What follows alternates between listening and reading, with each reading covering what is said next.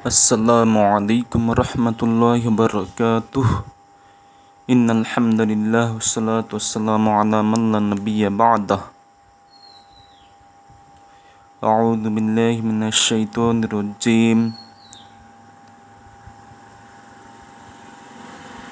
Wa ahallallahu al-bai'a wa harrama ar-riba.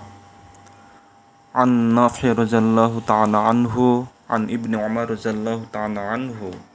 قال كان رجل في زمان رسول الله صلى الله عليه وسلم يتايعون في بطن المسجد فقال يا معشر التجار إن يبايعون في بطن المسجد فقال يا معشر التجار ইন্নাল বাই'a ইউনহিকুম আনিস সালাহ।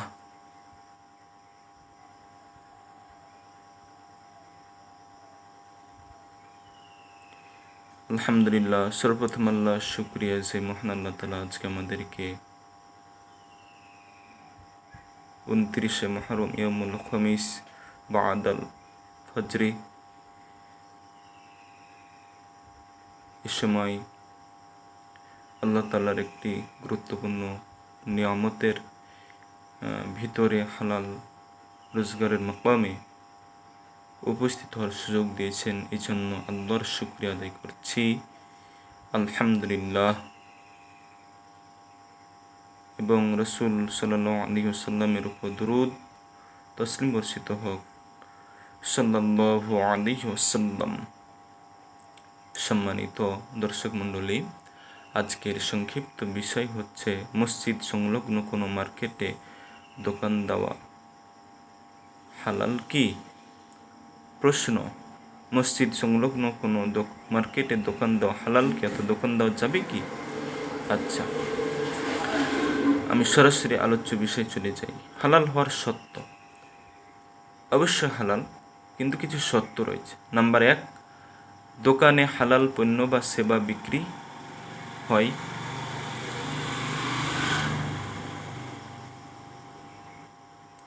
যেমন computer service, বই খাতা, কসমেটিক্স, ফটোকপি, মোবাইল সামগ্রী, হালাল খাবার ইত্যাদি। নাম্বার 2, হালাল পণ্য বিক্রি করা হয়, হারাম পণ্য বিক্রি করা হয় না, অর্থাৎ হালাল পণ্য বিক্রি করা হয়, এই জন্য হালাল। যেমন সুদের লেনদেন, হারাম গান, ভিডিওর সিডি, অশ্লীল জিনিস, লটারি টিকিট ইত্যাদি বিক্রি হয় না। নাম্বার 3, সালাতের সময় দোকান বন্ধ রাখা হয় বা সালাতে বিঘ্ন সৃষ্টি হয় না। সালাতের সময় দোকান বন্ধ রাখা হয় বা সালাতে বিঘ্ন সৃষ্টি হয় না। বিশেষ করে জুমআ, মাগরিব বা ইশা ওয়াক্তের সময় যেন দোকান চালু না থাকে অথবা সালাত করা হয়।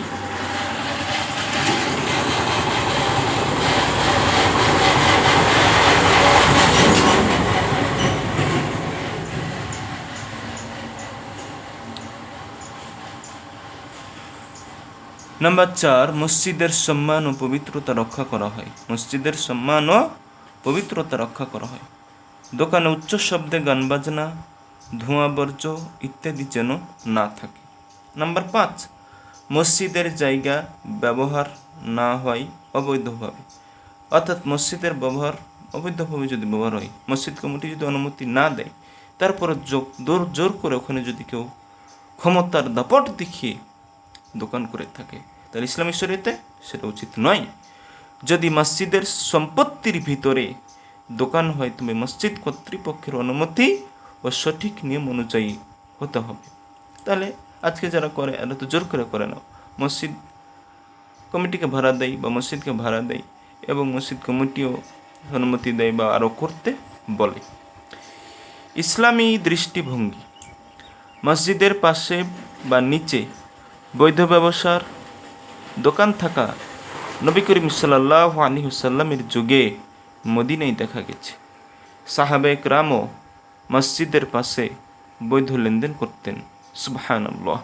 তবে শর্ত হলো তা যেন মসজিদের আদব ও পবিত্রতা ও সালাতে বিঘ্ন বিঘ্ন না ঘটাই। সংক্ষেপে কথা হলো যে আমরা যদি হালাল ব্যবসা করি, মসজিদের সময় আদব রক্ষা করি, তাহলে মসজিদ সংলগ্ন দোকান চালানো একদম হালাল, বরং তা মসজিদের পাশে থাকা বরকতের কারণও হতে পারে ইনশাআল্লাহ। আমার দোকান যেহেতু রয়েছে আত্মাকমা কম্পিউটার হোম, এ ধরনের সেবামূলক কাজ অবশ্যই হালাল কাজের মধ্যেই পড়ে। আলহামদুলিল্লাহ, দলিল সহ কিছু আমি বলবো। আচ্ছা, এখন আমি ইনশাআল্লাহ দলিল সহ ব্যাখ্যা দিচ্ছি আপনাদের সামনে। মসজিদ সংলগ্ন বা মসজিদের পাশে দোকান দেওয়া হালাল কি? মসজিদ সংলগ্ন বা মসজিদের পাশে দোকান দেওয়া হালাল কি? এটা হচ্ছে প্রশ্ন। উত্তর হলো, সংক্ষিপ্ত উত্তর, হ্যাঁ, মসজিদের সংলগ্ন বৈধ দোকান দেওয়া হালাল যদি তা মসজিদের আদব পবিত্রতা ও সালাতে বিঘ্ন সৃষ্টি না করে এবং ব্যবসাটি কি হালাল হয়। দালিল ও ইসলামী দৃষ্টিকোণ। মসজিদের আশেপাশে ব্যবসা করার প্রমাণ। রাসূলুল্লাহ সাল্লাল্লাহু আলাইহি ওয়াসাল্লামের যুগে এবং সাহাবাদের সময়ে মসজিদের আশেপাশে বৈধ ব্যবসা কিনা হতো। সহিহ বুখারীতে এসেছে, আন নাফি রাদিয়াল্লাহু তাআলা আনহু আন ইবনে ওমর রাদিয়াল্লাহু তাআলা আনহু ক্বালা কানা রিজালুন ফি জামানি রাসূলিল্লাহি সাল্লাল্লাহু আলাইহি ওয়াসাল্লাম ইউবাইউনা ফি বুতনিল মসজিদ ফাকালা ইয়া মা'শারাত তুজ্জার ইন্নাল বাইআ ইউলহিকুম আনিস সালাহ। সহিহ বুখারী 2134 নম্বর হাদিস।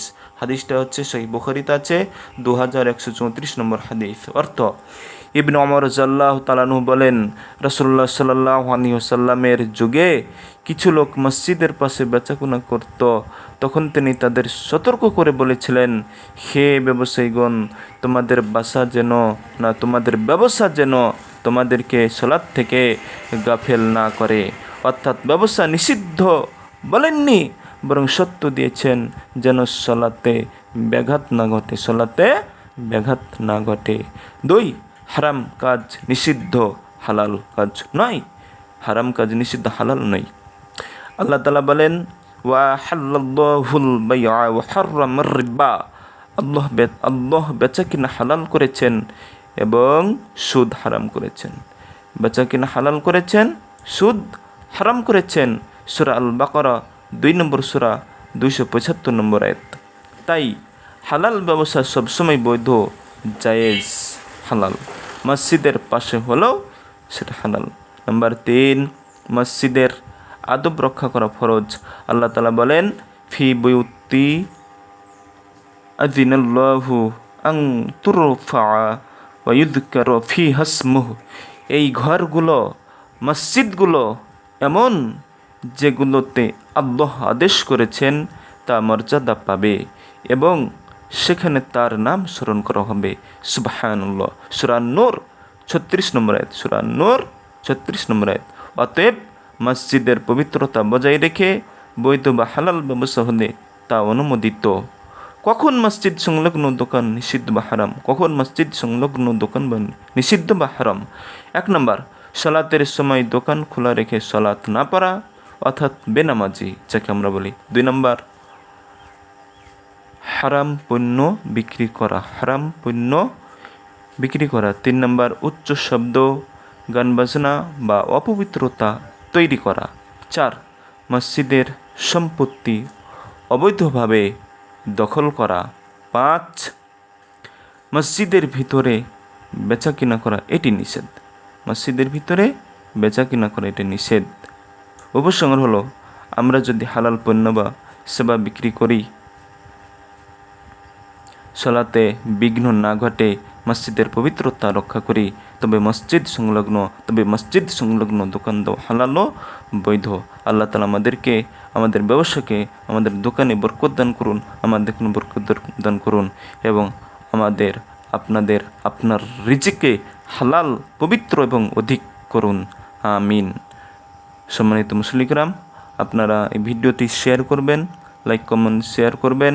আমার আত্মাকওয়া কম্পিউটার হোম, তারপরে ইসলাম সকল জাতির জন্য, এবং আপিসপট একাডেমি এই 3টে YouTube channel like comment share করবেন, ভিডিওগুলো দেখবেন। ইসলামিক অনেক গুরুত্বপূর্ণ ইসলামিক ইতিহাস সহ ইসলামিক কুইজ, ইসলামিক প্রশ্ন মশালা সব কিছু এই ক্ষুদ্র বান্দার মাধ্যমে আপনারা পাবেন ইনশাআল্লাহ। এবং আজ আপনারা সেখানে দেখবেন ভিডিওগুলো, প্রত্যেকটা ভিডিও আশা করি দেখবেন। আর ফেসবুকে রমাজান আলী তাফসীর বিভাগ কামিল, তারপরে পারিবারিক পাতা, তারপরে হচ্ছে আমার কম্পিউটার তাকওয়া সহজ কোরআন শিখে, এই পাতাগুলো পেজগুলো আপনারা লাইক কমেন্ট শেয়ার করবেন, আমার এই ভিডিওগুলো দেখবেন, অন্যকে দেখার সুযোগ করবেন লাইক কমেন্ট শেয়ার করে চ্যানেলগুলো, এবং এই চ্যানেলটি সাবস্ক্রাইব করুন। আল্লাহ তাআলা আমাদের সবাইকে কবুল করুন। সুবহানাকা আল্লাহুম্মা বিহামদিকা আশহাদু আল্লা ইলাহা ইল্লা আনতা আস্তাগফিরুকা ওয়া আতুবু ইলাইক। আসসালামু আলাইকুম ওয়া রাহমাতুল্লাহি ওয়া বারাকাতুহু।